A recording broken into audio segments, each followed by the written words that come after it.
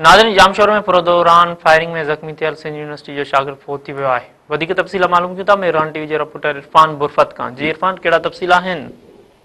जी, जामशोर लॻे RBB colony वटि Hyderabad Jamshoro road 3 ॾींहं अॻु जेको नामालूम हथियारबंदनि तरफ़ां सिंध यूनिवर्सिटी जे इंग्लिश शोबे जे शागिर्द खे हुज़ैफ़ा पठान हो जेके यरगमाल करे जेको आहे मोटरसाइकिल फिर करण जी कोशिशि कई हुई, जंहिं दौरान उहो शागिर्द जेको आहे मज़ामत करण दौरान ज़ख़्मी थी पियो, जेके फायरिंग करे गोलियूं हयूं हुयूं।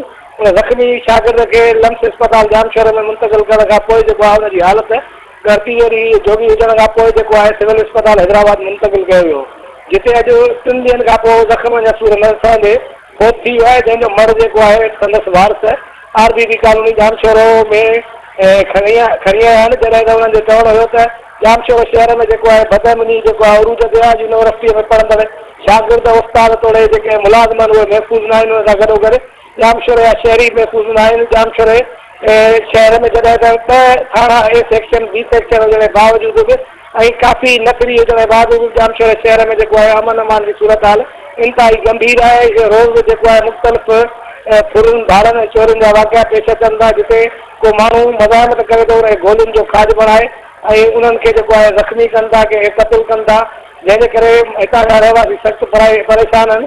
हिननि जेको आहे IG सिंध DIG हैदराबाद खां मुतालबो कयो आहे त अहिड़ी बदअमली में गफ़लत कंदड़ पुलिस अमलदारनि खे जेको आहे फौरी तौर ते हटायो वञे। जी